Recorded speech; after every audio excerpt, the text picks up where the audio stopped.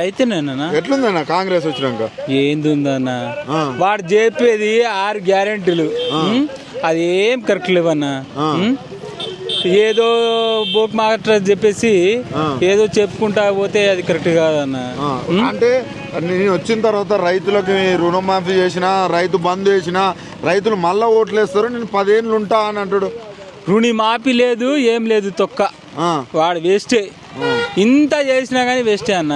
ఎందుకట్లా? ఇగో 6 రుణమాఫీలు అన్నాడు, 6 గ్యారెంటీలు అన్నాడు. దానిలో ఒకటైనా సక్సెస్ అయిందన్న.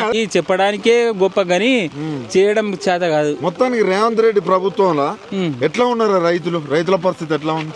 రైతుల పరిస్థితి ఘోరం పరిస్థితి అన్న. 6 రుణమాఫీ అన్నాడు, ఎవరికి అయిందన్న? కొంతమందికి అయింది. రైతులకే అయింది. ఏడైందన్న, కొంతమందికి ఏదో 4గురికి, జీపీకి 4, జీపీకి 4 తప్ప వేరే వాళ్ళు ఎవ్వరు కాలేదన్న. 100 ఏం చేస్తాడు వాడు? బొందా? నేను చెప్తున్నా, వాడు గాని కనబడితే నేను నిజంగా చెప్తున్నా, వాడు కరెక్ట్ కాదన్న.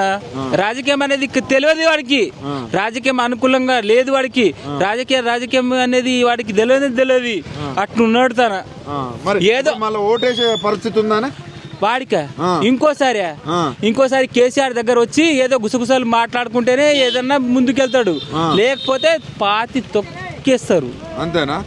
మళ్ళీ ఎలక్షన్స్ వస్తున్నాయి, గ్రామ పంచాయతీ ఎలక్షన్ కూడా. అవును. ఇప్పుడు కాంగ్రెస్ పార్టీ వాళ్ళు నిలబడితే ఓట్లు వేసే పరిస్థితి ఉందా? ఏమన్నా ఇంద్రమిల్ల ఒక్క బిల్లు వేస్తేనా? అంతేనా? ఒక్క బిల్లు వేస్తేనా వాడు?